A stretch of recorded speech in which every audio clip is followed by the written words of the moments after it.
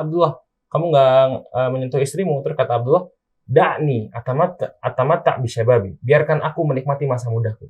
Ini kemudian kalau kita lihat anak-anak muda lah yang kemudian punya peran yang besar gitu ya untuk yang menjaga Nabi Shallallahu Alaihi Wasallam. Anak-anak muda ini itu adalah karena ada sekelompok anak muda Quraisy yang menyelinap malam-malam ke gereja yang dibuat oleh Abraha tadi di Yaman, dikotorin gerejanya.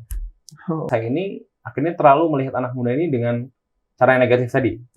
Akhirnya kita cenderung tidak mau memberikan anak muda ini sebuah tanggung jawab yang besar. 67% hadis yang kita terima sekarang nih, ya, yang kita baca sekarang, itu diriwayatkan oleh 7 anak muda. Sangat luar biasa banget ya untuk ya mendengar kisahnya gitu. Bagaimana dari Rasulullah mengajak para pemuda dan pemuda itu pun membuat strategi sendiri untuk mengajak pemuda lain gitu, yang kelihatannya ya lebih punya power gitu kan, sehingga bisa ngajak satu kabilah masuk Islam itu. Nah, dari kisah-kisah tadi ada gak sih ya ketika Rasulullah dakwah gitu dan semacamnya ke para pemuda ini gitu, perlawanan gitu yang mungkin sampai berlebihan atau gimana gitu? Ini mungkin perlawanan dari anak-anak mudanya gitu ya maksudnya? Jadi itu tadi kan kita bicara satu sisi dari hal baiknya, kebaikan dari anak muda gitu ya. Nah, tapi satu sisi memang tidak bisa dipungkiri, anak muda itu sebagaimana digambarkan dalam Al-Quran, ada yang baik, ada juga yang buruk gitu ya. Karena sifat anak muda itu memang mereka meledak-ledak, tidak stabil dan seterusnya. Saya mau cerita pertama kali kalau mau bicara mengenai sisi lain lah dari anak-anak muda masa Nabi itu. Tapi ini menarik ya. Kang Yusri pernah dengar Raja Abraha ya? Kejadian Fil itu ya, gajah ya, tahun gajah, gitu, pernah dengar. Kan intinya tahun gajah itu kan kejadiannya adalah ada Raja Abraha menyerang Ka'bah kan ya. Terus nanti ada Toiron Ababil, ada burung, ya mereka datang bareng-bareng kemudian menjatuhkan batu dari neraka dan seterusnya gitu ya. Nah, cuman yang agak terlewat dari cerita ini, gitu ya. Ini adalah sebenarnya peran anak muda. Nah ini menarik nih. Di sini tuh ternyata ada peran anak muda yang luar biasa. Dan saya sering bilang bahwa ini tuh menarik karena Sirah Nabawiyah mulai dari sini. Jadi kan Sirah Nabawiyah ini mulai dari lahirnya Nabi SAW ya, dari Amul Fil tadi, tahun gajah. Nah, kenapa disebut tahun gajah? Karena Abraha menyerang Ka'bah dengan gajah. Nah, sekarang pertanyaannya, kenapa Abraha nyerang? Coba, sering dibahas ya. Kita tahu nggak sih kalau misalnya kita di sekolah-sekolah kita dibahas nggak di situ? Kalau saya nggak salah ingat Pak, ya karena emang katanya tempat kerajaan Abraha itu udah dibuat semegah-megahnya, tapi orang-orang tetap ke Mekah gitu. Nah, ya itu yang terjadi nih. Nah, yang sebenarnya terjadi nih ya, jadi itu sudah mendekati lah kepada kebenaran gitu ya. Jadi kalau dinilai mah 80 gitu ya. Jadi sebenarnya terjadi gini, yang terjadi adalah Raja Abraha ini kan adalah raja dari Romawi sebenarnya. Jadi Yaman itu sebenarnya mereka punya penduduk sendiri. Terus sepanjang sejarah tuh mereka bertukar-tukar lah, kadang-kadang Romawi, kadang-kadang Persia, kadang-kadang orang Yamannya sendiri, kadang-kadang orang Yaman dibantu sama Persia, kadang-kadang orang Yaman dibantu Romawi dan seterusnya. Nah, ini ya qadarullah gitu ya, di masa itu yang sedang memimpin adalah Abraha yang merupakan raja dari Romawi, agama mereka Nasrani. Setelah mereka ada di sana selama berapa lama, kemudian mereka melihat pada Ka'bah, ya, Ka'bah itu kenapa kemudian Ka'bah itu menjadi pusat gitu ya, artinya orang-orang tuh perginya ke sana gitu ya, orang tuh perhatiannya ke sana, bicarain Mekah dan semua pusaran dari Jazirah Arab tuh semuanya menuju ke sana gitu ya di masa itu. Nah, sehingga akhirnya yang mereka pikirkan itu adalah oh yaudah kalau gitu karena mereka agamanya Nasrani kan ya, mereka berpikir untuk yaudah gimana kalau kita ngebuat sebuah rumah peribadahan lain gitu ya, dalam hal ini berarti gereja yang lebih megah dibandingkan Ka'bah sehingga orang-orang datang. Nah, jadi ini bukan kerajaan sebenarnya, tapi gereja yang dibangun itu. Gereja yang sangat megah, yang mana tujuan utamanya adalah agar orang-orang itu kemudian melihat gereja itu dan akhirnya datang ke sana dibandingkan ke Ka'bah. Tujuannya itu. Sampai sekarang kan belum ada nih anak mudanya mana nih? Terus udah gitu kan udah aja. Terus sekarang posisinya adalah ternyata gereja sudah dibangun, Ka'bah tetap masih menjadi pusat. Abraha sebenarnya belum kepikiran buat nyerang tuh, dan Abraha tidak punya pikiran untuk nyerang. Nah, yang buat Abraha punya pikiran buat nyerang itu adalah karena ada sekelompok anak muda Quraisy yang menyelinap malam-malam ke gereja yang dibuat oleh Abraha tadi di Yaman, dikotorin gerejanya. Dikotorin gerejanya oleh sekelompok anak muda, mungkin 10-an sedikit saja. Akhirnya dengan itu Abraha sakit hati, akhirnya dia membawa 40.000 pasukan. 40.000 pasukan yang kemudian menyerang Makkah. Gitu. Jadi kalau kita lihat, bahkan Sirah Nabawiyah, gitu ya, Amul Fil ini terjadi, ini karena ide kreatifnya anak muda yang ngotorin gereja. Iya kan? Orang-orang yang sudah tua, udah senior mungkin nggak kepikiran ngapain kita ngotorin gereja gitu ya. Tapi luar biasa di masa Nabi itu bahkan Sirah Nabawiyah dimulai dari anak-anak muda ini, dari anak muda kreatif ini gitu. Jadi ya bahkan anak muda itu punya peran segitunya gitu ya. Sampai Sirah Nabawiyah dimulai sama mereka gitu. Anak muda nih gitu ya. Ini yang saya rasa menariknya dari anak-anak muda itu gitu ya. Mereka punya sifat yang sangat khas, yang sangat unik, dan perputaran sejarah tuh hampir semua dimiliki oleh mereka. Gitu ya. Dan kalau kita lihat, kalau di masa nabinya gitu ya, anak-anak muda yang kemudian melawan dakwah Nabi SAW, sebenarnya mereka tidak terlalu muncul ke permukaan gitu ya. Karena saat itu memang yang betul-betul memimpin itu adalah ada Abu Sufyan gitu ya, kemudian ada Uqbah bin Abi Mu'aid, Umayyah bin Khalaf. Nah ini semuanya tokoh-tokoh yang sudah tua sebenarnya. Nah kecuali satu, dan ini menarik ya. Tapi kenapa saya nggak mau terlalu bahas gitu ya? Karena nantinya dia jadi pahlawan Islam, yaitu Umar bin Khattab. Jadi nanti di Makkah itu, selama di Makkah, sebelum Umar masuk Islam gitu ya, ini kan mereka punya perkumpulan di Darun Nadwah ya. Darun Nadwah ini adalah pusat perkumpulan orang-orang Quraisy lah. Yang awalnya buat ngomongin mengenai permasalahan masyarakat, nanti lama-lama jadi pusat perlawanan buat Islam. Gitu. Mereka mikirin di rapat itu tuh pemimpin-pemimpin kabilah. Karena nanti ada kabilah namanya Bani Umayyah, Bani Hashim, Bani Taim, Bani Adi gitu ya, dan seterusnya. Ya.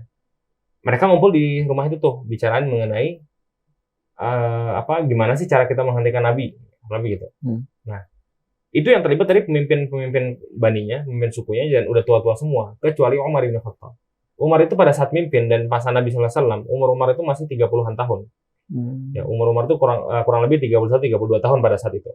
Jadi masih muda lah ya, 31-32 tahun masih muda. Jadi bisa dibilang tokoh muda yang menyerang Nabi SAW pada masa itu adalah Umar bin Khattab. Gitu ya. Yang mana yang menarik adalah karena dia anak muda, jadi pikirannya masih terbuka dan seterusnya. Oleh karena itu, di antara pemimpin-pemimpin ini yang kemudian masuk Islam pertama kali itu adalah Umar. Gitu, karena pikirannya masih terbuka. Gitu. Tapi lagi-lagi kalau kita lihat, bahkan yang menyerang Nabi pun, kalau di kalangan anak muda, kemungkinan mereka untuk berubah itu sangat besar juga. Gitu ya. Tapi yang pasti kalau dibilang anak muda ada ya, inilah gitu orang-orang ini. Terus misalnya kalau di tempat yang lain, misalnya ada orang seperti Ikrimah bin Abi Jahal, kemudian ada Khalid bin Walid, itu waktu itu kondisinya masih lumayan muda juga. Mereka yang kemudian anak-anak muda yang ada di sisi lain dari dakwah Nabi SAW, tapi kemudian mereka pun masuk Islam pada akhirnya. Jadi kalau kita lihat tokoh-tokoh muda yang menyerang Nabi SAW itu hampir semuanya, sebagian besarnya itu masuk Islam. Yang nggak masuk Islam justru adalah tokoh-tokoh seniornya. Jadi ini menarik dari dakwah Nabi. Pertama, Nabi fokusin dakwah itu kepada anak-anak muda. Yang menyerang mereka dari kalangan muda pun adalah mereka yang kemudian akhirnya masuk Islam dan mendukung dakwah Nabi SAW. Masya Allah. Jadi dengar cerita dari Ustadz gitu, bagaimana akhirnya pemuda membantu menyebarkan dakwah dan semacamnya gitu. Itu tuh bagaimana sih pelatihan atau pengajaran dari Rasulullah SAW-nya deh? Dari aspek kepemimpinan atau tanggung jawabnya tuh bagaimana? Ya. Jadi kalau kita lihat ya, yang sangat khas dari Nabi SAW, dan ini dibahas makin oleh banyak ulama. Kenapa kemudian anak-anak muda di masa Nabi itu beda banget gitu ya dengan anak muda zaman sekarang gitu ya. Ada satu perbedaan yang paling mendasar gitu, yaitu adalah pemberian tanggung jawab. Kenapa saya bilang ini? Salah satu saya rasa yang harus jadi catatan untuk kita semua adalah kita ini di masa ini akhirnya terlalu melihat anak muda ini dengan cara yang negatif tadi. Akhirnya kita cenderung tidak mau memberikan anak muda ini sebuah tanggung jawab yang besar. Ya kan? Kan biasanya anak muda diremehin di mana-mana kan ya? Masih muda lah lu ngapain gitu. Makanya CEO perusahaan segala macam, meskipun alhamdulillah kalau sekarang sih mulai terbuka pikirannya, mulai banyak gitu. Cuman kalau dilihat secara global gitu ya, masih ada lah perasaan meremehkan terhadap anak-anak muda ini gitu ya. Dan akhirnya kalau kita lihat di Indonesia ya, akhirnya yang ada dari pemuda kita dengar kan bullying lah, apalah gitu kan lagi rame tuh ya, pas bullying dan seterusnya gitu. Nah, padahal kalau di masa Nabi SAW, anak-anak muda itu betul-betul diberikan kepercayaan yang luar biasa. Ini sebagai contoh, ya. Contoh yang paling nyata yang harus dipelajari buat kita. Ini yang saya bilang ini bukan sekedar amanah yang kaleng-kaleng, amanah yang normal gitu, amanah yang biasa, bukan.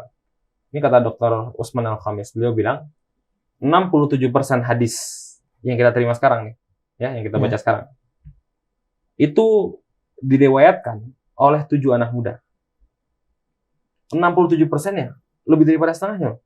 Hadis itu ada ribuan atau bahkan puluhan ribu gitu hadis itu yang sampai kepada kita sekarang ya. Bahkan kalau Al-Bukhari menghafal sampai 1 juta hadis, tapi yang ditulis hanya ribuan. Mungkin ada puluhan ribuan hadis di depan kita sekarang. 67%-nya, hampir 70%-nya. Itu diriwayatkan oleh 7 anak muda. Ada Abu Hurairah, ada Ibnu Umar, Ibnu Abbas, Aisyah radhiyallahu anha, Anas bin Malik, Abu Sa'id Al-Khudri, gitu ya, Jabir bin Abdullah. Ini adalah 7 anak muda yang kemudian meriwayatkan banyak sekali hadis. Gitu ya. Jadi bahkan hadis itu hadis yang menjadi sumber dari agama kita, gitu ya. Yang kata Nabi sallallahu alaihi wasallam, taraktu fikum kitabain, gitu ya, Al-Qur'an was sunnah, gitu ya. Yang ditenggalkan oleh Nabi itu bukanlah dinar dan dirham, tapi Al-Qur'an dan juga sunnah-sunnah Nabi sallallahu alaihi wasallam. Hadis-hadis itu kemudian nantinya berkembang dan semua itu diawali dari 7 anak muda ini, atau 70% diantaranya diawali dari anak-anak muda ini. Artinya ini bukan hanya sekedar pemberian tanggung jawab yang biasa, ini tanggung jawab yang sangat besar diberikan kepada mereka. Ini contoh yang pertama ya, mengenai hadis. Jadi tanggung jawabnya luar biasa besar diberikan kepada mereka. Yang kedua, contoh yang saya rasa bagus untuk dilihat adalah kisah pembunuhan Abu Jahal. Kita sering dengar nama Abu Jahal kan ya? Karena kita kalau dengar Abu Jahal pasti tahu ini adalah penjahat kan di masa Nabi SAW ya. Penjahat besar, ini adalah orang yang kemudian banyak sekali menolak Nabi SAW dan seterusnya lah. Dia salah satu tokoh yang paling gemar untuk menolak Nabi SAW. Bisa dibilang kalau di sebuah film itu bisa dibilang Abu Jahal ini adalah salah satu tokoh utama yang melawan atau tokoh villain utamanya gitu ya. Kan biasanya kalau di film-film kan suka ada ya, kalau ada kayak Naruto tuh ada apa? Ada Akatsuki gitu ya, kelompok yang paling kuatnya gitu ya. Kan ada yang kuat-kuatnya, sudah lupa namanya udah. Cuman yang pasti Abu Jahal tuh termasuk salah satu tokoh kuatnya nih. Kan biasanya kalau kita lihat di film-film gitu ya, dimana biasanya tokoh besar kayak gini kan dikalahkan sama orang yang kuat juga kan ya, orang yang terkenal, orang yang kuat segala macam, bahkan nanti ada yang meninggal, ada yang mati duluan dan seterusnya. Tapi biasanya dibunuh oleh orang-orang yang kuat juga. Nah, yang menarik adalah Abu Jahal tuh wafat di perang Uhud. Dan pada saat itu, di perang Badar. Dan pada saat itu gitu ya, yang membunuhnya adalah 2 anak muda. Yang bernama Mu'adz bin Amr dan juga Mu'awidh bin Afra. Jadi Mu'adz dan Mu'awidh ini adalah 2 orang yang kemudian dari awal mereka ini berperang, maksudnya adalah mereka mengincar Abu Jahal. Jadi membunuh atau peristiwa perang sestrategis itu, membunuh salah satu pemimpin perang, itu ternyata dilakukan oleh anak muda yang bernama Mu'adz dan Mu'awidh yang umurnya saat itu masih 15 tahun. Gitu ya. Dan apakah Nabi punya masalah dengan itu? Tidak. Buktinya apa? Buktinya setelah selesai peperangan, nanti Mu'awidh wafat. Mu'awidh syahid, Mu'adz masih hidup. Nah, Mu'adz ini kemudian diberikan penghargaan oleh Nabi SAW, diberikan ghanimah yang banyak. Diberikan harta yang banyak sebagai balasan karena telah melakukan sebuah perbuatan yang sangat strategis tadi, membunuh Abu Jahal. Jadi, bahkan membunuh salah satu tokoh utama yang menyerang, ya, tokoh utama yang kemudian melawan dakwah Nabi SAW, itu dilakukan oleh 2 anak muda, Mu'adz dan Mu'awidh. Gitu. Segitunya Nabi kemudian mempercayai anak-anak muda itu. Gitu. Betul-betul dipercaya sampai level itu, anak muda. Dan terakhir bahkan, ya, ini sebagai ya saya menutup pertanyaan ini gitu ya. Sebagai contoh bagaimana Nabi SAW mendidik anak-anak muda dengan memberikan mereka kepercayaan, itu adalah Usama bin Zaid. Usama bin Zaid itu umurnya waktu itu masih 18 tahun. Ini sebelum beliau wafat, bahkan Usama bin Zaid ini kemudian tidak jadi berangkat karena Nabi keburu wafat. Artinya, bahkan di usia beliau yang sudah mau meninggal, sudah mau wafat, sudah sakit-sakit, beliau masih menunjuk seorang anak muda gitu, untuk kemudian menjadi panglima perang. Yang mana di belakang panglima itu ada Utsman bin Affan, ada Umar, ada Abu Bakar, gitu, ada Sa'ad bin Abi Waqqas, Thalhah bin Ubaidillah. Ini ulama-ulama para sahabat-sahabat besar, sahabat-sahabat utama di masa Nabi SAW. Mereka semua kemudian harus berperang di bawah komandonya Usama bin Zaid. Gitu. Artinya apa? Artinya Nabi SAW sangat mempercayai Usama bin Zaid dalam masalah ini.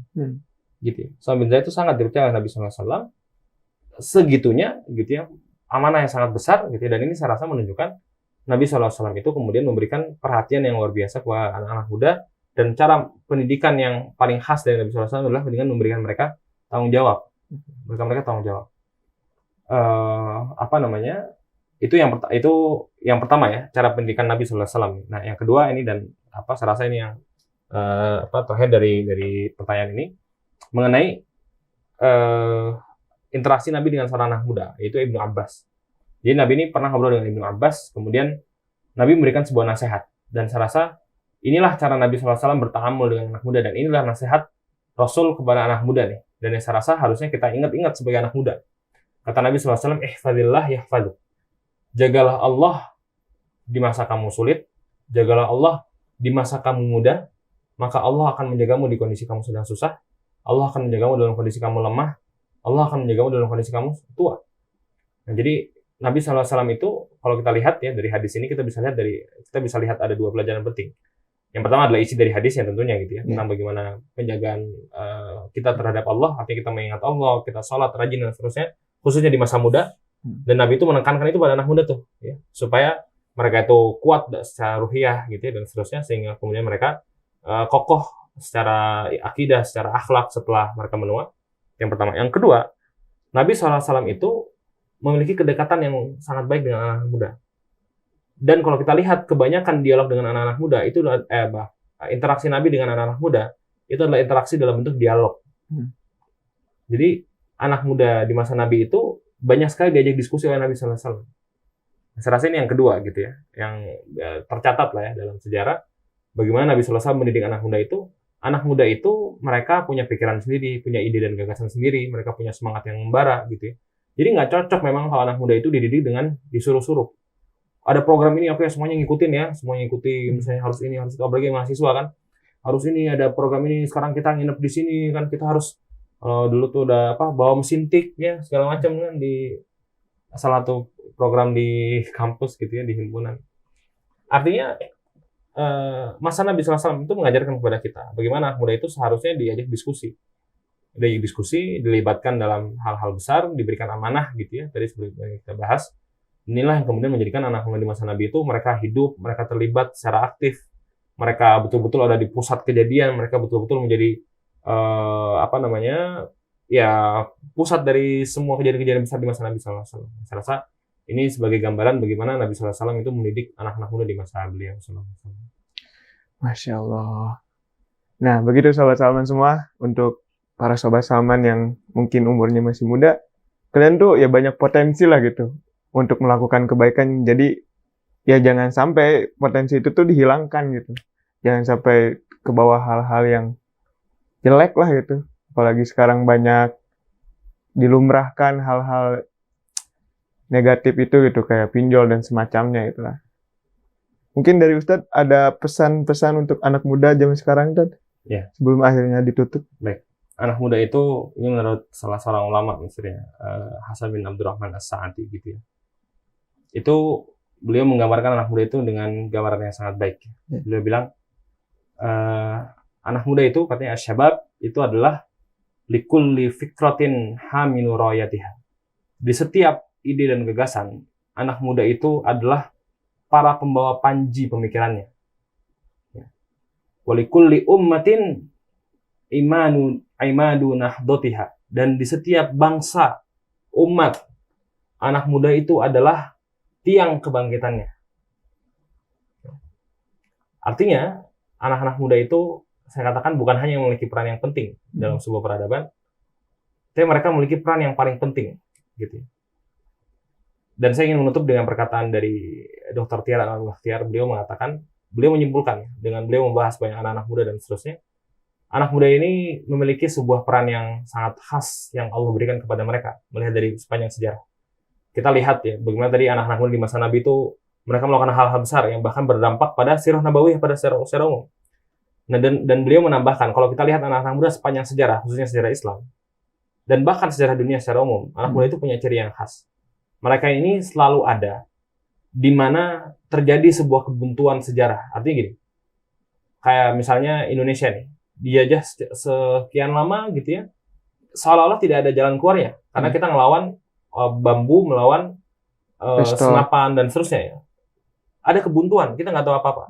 yang mematahkan kebuntuan itu anak-anak muda. Nanti ada di Pangeran Diponegoro di masa muda beliau dan seterusnya, beliau bahas sejarah secara panjang. Intinya adalah beliau bilang anak muda itu punya ciri khas. Jadi tadi selain mereka ini adalah pembawa panji pemikiran dalam sebuah ide dan gagasan, tiang kebangkitan bagi sebuah umat, bagi sebuah bangsa.